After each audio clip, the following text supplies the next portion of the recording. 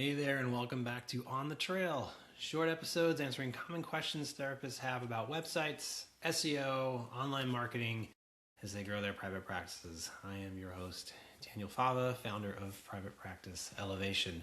So today's episode is going to be a little bit more of a PSA announcement, so to speak. Not so much an announcement, but I want to talk about the risk of marketing companies that control your website. I often get asked this a lot. Who actually owns my website when PPE creates a website? For us, it's very clear. You own your website. This is something that's created for you to serve your business. If PPE no longer serves your business, if your business grows, and we hope it does, and you need other services out there, you are free to take it with you. So I'll put that just right out there off the bat. You own your website. But there are a number of platforms out there where you actually don't control or own your website. And this is something that comes up a lot. And it is a risk that you just need to be aware of as you are building your private practice. You're building your visibility in your online platform.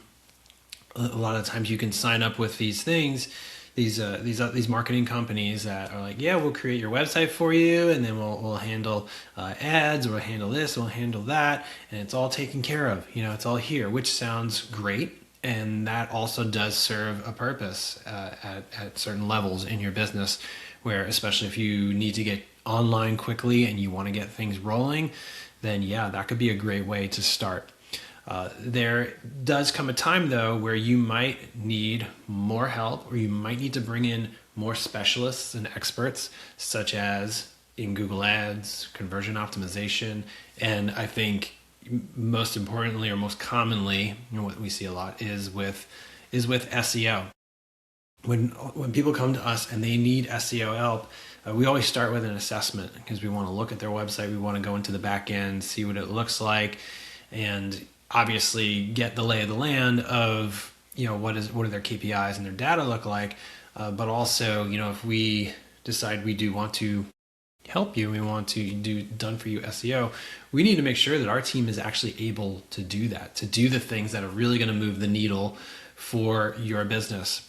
And so a lot of the times, I wouldn't say a lot of the times, I shouldn't say that, not a lot of the times, but a handful of times pretty often, we get folks who are on certain platforms, and while their website might look great, they're maybe not reaching the people that they want to reach, as many as they want to reach in order to create that sustainability. So they come to us for SEO, and we find out that there's a lot of things that we cannot do in order to optimize their website.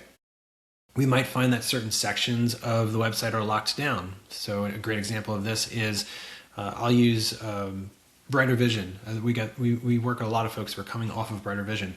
What they do is they use WordPress as the core, but they build their own proprietary sort of system around it. This is built to really help it be easier, cleaner, for folks to work with and make updates. They're also the ones who are making most of the updates, so they want it just easier for them. But we can't add plugins to those websites, and we might use plugins to help with speed optimization or SEO, and there's certain things that we need to do on the website that we can't do, or if we can do it, it involves a lot of back and forth with Brighter Vision's support team, stuff like that. So there's things that are locked down, and we're not able to do that. Other things that we do with SEO is add what's called structured data or schema data, which really helps Google and AI understand what your pages are about and you as a business entity. So we're not able to get into the code to add those things. And sometimes we can't even find out where we would put those. I mean, sometimes we get websites that are built just completely in HTML, and they are not actually built with structure of a content management system, and those are just an absolute mess. So I'm sorry if you fall into that. But yeah, these all-in-one platforms, they may seem like a good idea, and I just want to make sure that you understand just kind of the risks involved with that, because there might come a time where you decide you want to have somebody do more work on your website, have somebody optimize it, but you lack that control, so you don't have full control. And I have always said your website is one of your greatest marketing assets. It's something that you're going to have and you're going to build upon for years and years, hopefully, if you're still doing this years and years later, you're building your private practice. So you want to have that control so that you can say, I'm going to hire an expert who is in WordPress development, so I can just bring someone in, because there's thousands and thousands and thousands of WordPress developers. I'm going to bring an expert who's an expert in SEO in, and so they can access whatever they need to access in order to do their work to hit those goals that you said are important to you. And we at PPE, our team, sometimes we have our hands tied behind our back. We're like, you know what? I know you said this is important and we want to reach these goals for you, but we can't do that on the platform that you are on. And so unfortunately, we have to make those recommendations. Like, I know you want to see visibility, but our team cannot work in this platform, or we're not going to be able to do what we need to do in order to help you reach your goals. So we'd be doing you a disservice if we took you on as a client. And so at that point, you have those decisions to make. Like, do I get off of this platform, redesign, recreate the website on something else? And we recommend WordPress because it's what's called open source. If you do your own self-hosted version of WordPress, you can go out to anybody, anywhere, and hire somebody to work on the website. And so you might run into some issues when you do that. Like I said, we work with a lot of folks who come off of Brighter Vision. In Brighter Vision, I don't know if they still do this, but they used to create blog posts for all of their clients. Meanwhile, Google will ding you if you have duplicated content on multiple websites.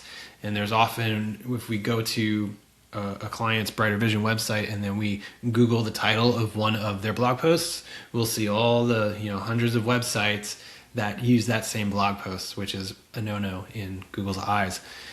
So then if you're moving off of Brighter Vision, and here's the other thing, if you have blog posts you've written and you put on Brighter Vision, they're not very helpful, I'll say, when you want to move off of their platform, rightfully so. They want to keep you as a client, but they don't let you export your blog posts. So at PPE, when we are taking a client off of Brighter Vision, they might have 50 to 100 blog posts that we need to manually copy and paste and bring everything over, and so that unfortunately adds to a higher investment, a higher charge to you, because we have to account for that time, and it's a timely process to do that, make sure everything comes over correctly.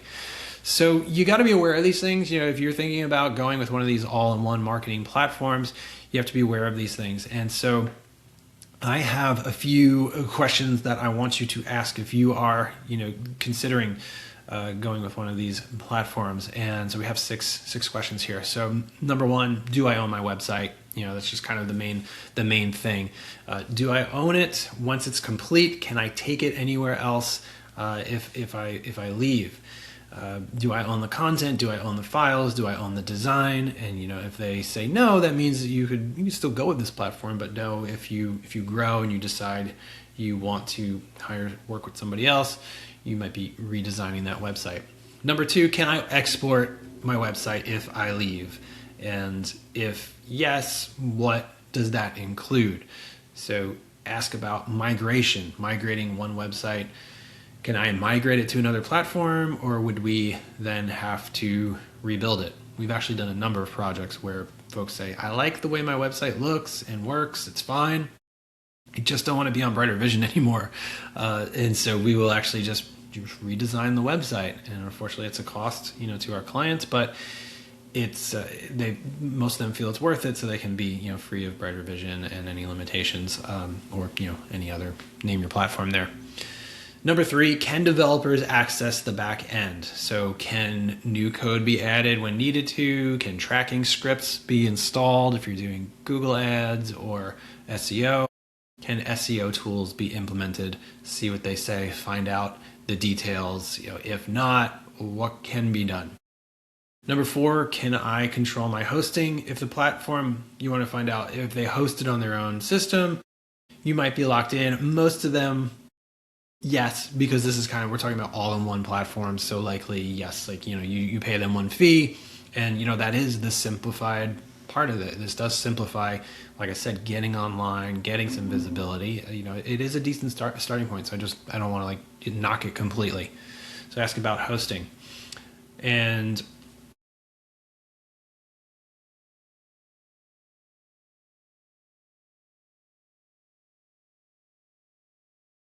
So, I think I said I had 6 questions. It's really just 4. Those 4 questions. So just to kind of recap there, do I own the website? Can I export my website if I leave? Can developers or other professionals access the back end?